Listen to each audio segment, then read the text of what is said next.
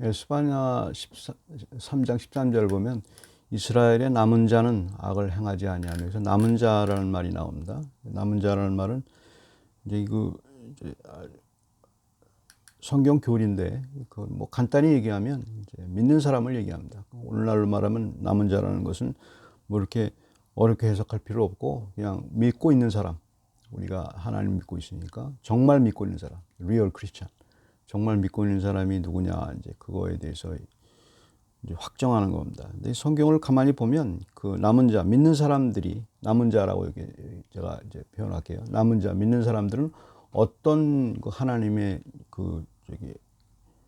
하나님의 혜택을 받았는지, 하나님의 은혜를 받았는지, 그게 성경에 여러 군데 있습니다. 특별히 근데 이제 스바냐에서 BC 7세기경에 유다, 남왕국 유다에서 이제 멸망 직전에, 바벨론한테 포로로 끌려가서 멸망 직전에 스바냐라는 선지자가 나타나서 이제 그 얘기를 하는 겁니다. 그 하나님의 남은 자에 대해서 예언을 하면서 얘기를 하는 그런 내용입니다.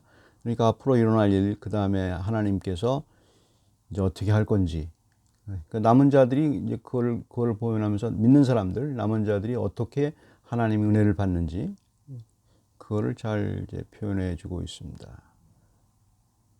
God's remnant in the Bible can be simply seen as real Christians who keep God's law and answer His call, rather than getting into the pedantic theology.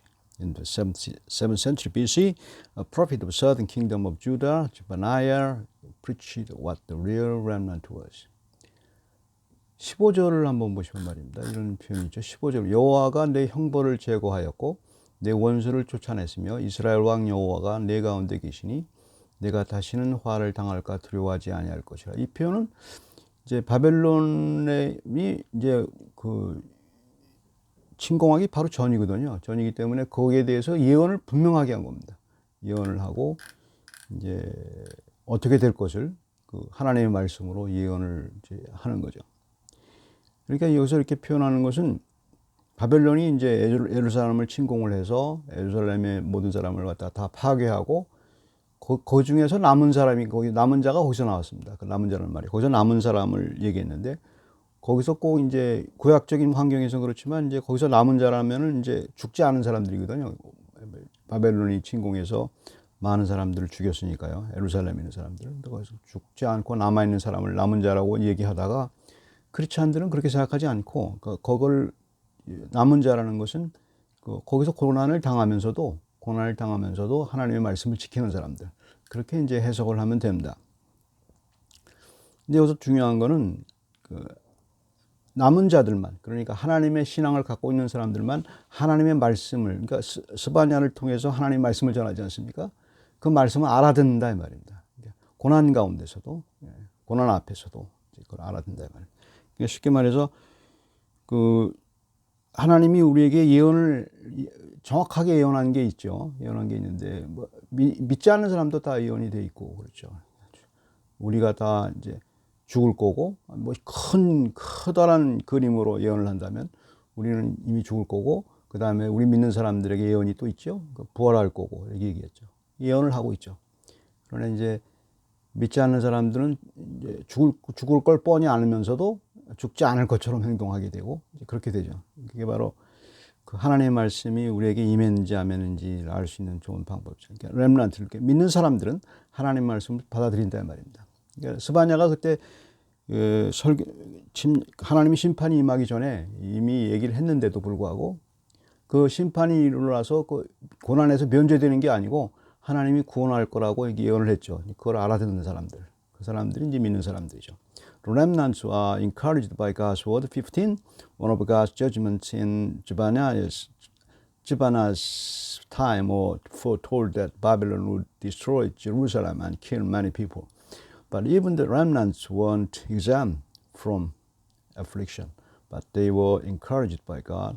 Only God's remnant can hear and believe God's word before affliction.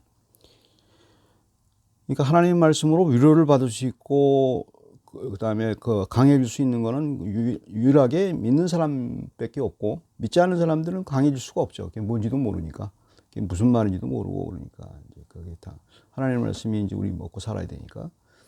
다음에 이제 16절을 보게 되면 그날에 사람이 예루살렘에 이르기를 두려워하지 말라 시온아 내 손을 늘어뜨리지 말라. 이거 재밌는 구절이죠. 그날이라는 게 이제 그 멸망할 날이죠. 예루살렘에 이르기를 이제 다 죽어가고 또 남아 있는 사람도 이제 고통을 당하는데 바벨론한테 고통을 당하고 바벨론 포로로 끌려가게 되고 그러는데 그래서 두려워하지 말라는 거예요. 근데 두려워하는 상황인데 두려워하지 말라고 하고 그 뒤에 표현이 좋죠. 시온아 내 손을 늘어뜨리지 말라. 이제 하나님의 말씀의 위대함이 바로 이런 데 있습니다. 대개 사람이 두려우면 아무 일도 못합니다. 손가락 하나도 움직이지 못하죠. 두려움과 근심이 가득 찬 사람의 특징은 가장 힘든 거는 아무 일도 못한다는 겁니다. 용기도 안 나고 힘도 들고 숨도 못 쉬고 가만히 있게 되는 상황이 벌어지게 되죠.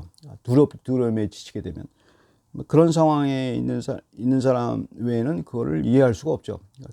두려워해보지 않은 사람들, 근심에 깊이 쌓여보지 않은 사람들은 이게 무슨 말인지 모르죠. 하지만 이제 갈수록 이제 삶이 이제 두렵고 아주 두려운 상황이 있을 때 손가락 하나도 이제 움직이기가 어렵죠.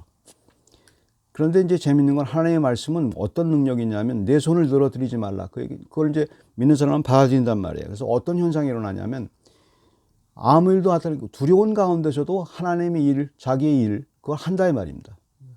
태연하게 한다는 거죠.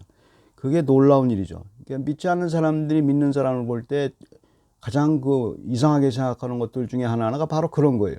아주 환경이 어렵고 힘들고 두려운 상황임에도 불구하고 자기 일을 태연하게 하는 겁니다. 태연하게 하는 겁니다. 전혀 두려움 없이. 이게 하나님의 말씀을 받은 사람들입니다. 그건 하나님이 하는 거지 본인이 하는 게 아니죠. 하나님의 말씀을 받아들인 사람들. 그 사람들은 하나님의 말씀이 운동력이 있기 때문에 하나님의 말씀은 항상 힘이 있어요. 믿게 되면 힘이 있어서 그 사람을 그렇게 만들죠. 근데 사람들은 자기 신념으로 그렇게 하려고 하니까 그거 두려운데 어떻게 일을 해 이렇게 자꾸 생각을 하죠. 근데 이제 경험해 본 사람은 하나님의 말씀이 그를 움직인다는 것을 아는 사람들은 그게 뭔지를 알죠. 내 손을 늘어뜨리지 말라. 이게 하나님의 말씀이 정확하게 이제 임하게 되죠. 렘넌트들, 리얼 크리스천만 이 말이 뭔지 알아듣는다 말입니다. 그래서 사는 방법을 우리에게 주신 거죠. 해결해 주신 거죠.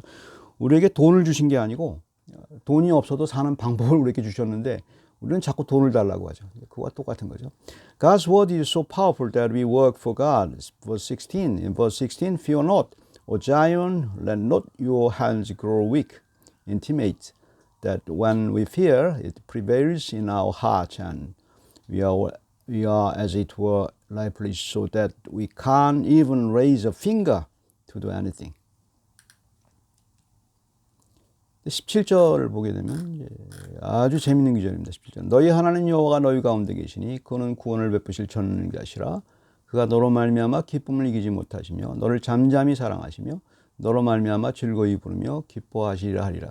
여기서 주어가 너가 누굽니까? 하나님이 어떻게 하신다고요? 이게 바로 위대한 성경의 구절이에요. 스바냐서에서 그 연구하는 사람들은 17절이 스바냐서에 있지 않다고 자꾸 생각을 하죠. 왜냐하면 그 형식과 그 내용이 있어서 상당히 이상한 구절이거든요. 왜냐하면 하나님, 위엄이 있으신 하나님, 영광의 하나님이 어린아이 앞에서 재롱을 떠는, 왜 어린아이 앞에서 사람들이 그 애들을 어르잖아요. 어릴 때 그 어른이 어린아이가처럼 돼가지고 막 재롱을 피잖아요. 오히려 어린아이 앞에서 어른이 재롱을 피지 않습니까? 그렇게 하는 거예요. 그런 표현이에요, 이게 아주 17절에. 하나님이 그러실 분이 아닌데, 기쁨을 이기지 못하며, 나 때문에 기쁨을 이기고, 너를 잠잠히 사랑하시며, 항상 그 어린아이를 사랑하는 엄마가 항상 그러잖아요. 그 다음에 가만히 있어도 미소가 나고, 그 다음에 너로 말미암아 즐거이 부르며, 그러니까 그냥 있으면 즐거운 거예요. 그 다음에 기뻐하고, 기쁨을 이기지 못하고. 이게 이제 이 표현이 상당히 좋은 표현이죠.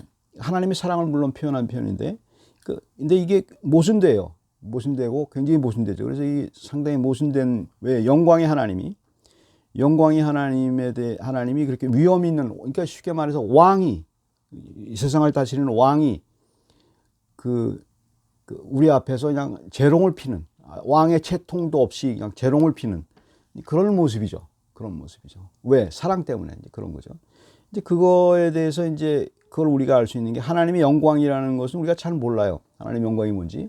근데 그 영광의 그림이 있어요. 영광의 그림이 뭐냐면 즐거움이거든요. 즐거움. 하나님이 즐거워하는 것을 아는 거예요. 그게 바로 영광의 그림자인데 그것을 우리가 이제 조금 알게 되는 거죠. 그래서 영광을 아는 거예요. 영광이라는 의미는 완벽하게 할 수가 없죠. 하나님 나라에 가야 완벽하게 하는데 예수 그리스도를 믿을 때, 그러니까 쉽게 말해서 하나님이 우리를 사랑하는 그 사랑을 조금 알 때, 그때 영광이 우리에게 나타나요. 그래서 영광이 뭔가를 조금 알게 되죠. 이제 바로 그거를 이제 표현한 거죠. 물론 이제 이게 하늘 보좌, 하늘의 왕이신 하나님의 보좌를 내려놓으시고 이 땅에 오셔서 그러니까 우리 인간보다 더 천하게 고통받는 십자가를 지신 예수 그리스도를 상징한다는 것은 뭐 말 안 해도 당연한 얘기죠. 그렇게 그거는 저절로 말을 안 해도 알 수 있는 내용이죠. 바로 그렇게 그래서 예수 그리스도가 이 땅에 온 것은 하나님의 영광이 잠깐 완벽하게 보였지만 우리는 예수 그리스도를 통해서 하나님의 영광을 보게 되는 거죠. 그것이 이제 여기 의미의 17절의 내용입니다. You can only dare to dimly know God's glory, verse 17. We can't perfectly know God's glory in this world, but it overshadows in our hearts by this unique verse 17. God himself performs his glory like a alluring baby in the bosom of his mom. What an inconsistency. For what can be more alien to God's glory than to exult like man when influenced by joy arising from love? God removed his glorious heavenly throne to the earth for our salvation. 기도하겠습니다. 사랑의 하나님, 저희들이 주님을 생각할 때에 저희가 전문이 이해하지도 못하고 보이지도 않고 그러지만 하나님 말씀으로 하나님이 계시고 예수를 믿게 하시고 그리고 하나님의 영광의 맛을 좀 볼 수 있게 해주시고 그리고 하나님이 우리를 얼마나 사랑하는지를 그 빛을 저에게 알게 해주셔서 감사합니다. 주님, 저희가 크리스찬이라는 사실이 이렇게 진짜로 하나님을 사랑한다는 그런 하나님의 영광을 봤다는 그 의미로 저희가 잘 새겨질 수 있도록 인도해 주시고 삶에서 승리하는 모든 근원이 우리가 아무리 고통 속에 있어도 하나님의 영광의 빛을 잠깐 보면 그것을 고통을 이기도 남는 힘이 있다는 사실을 그 말씀에서 주께서 주셨사오니 그 길로 저희가 신앙생활할 수 있도록 인도해 주시옵소서. 감사드리고 예수 그리스도의 이름으로 기도드립니다.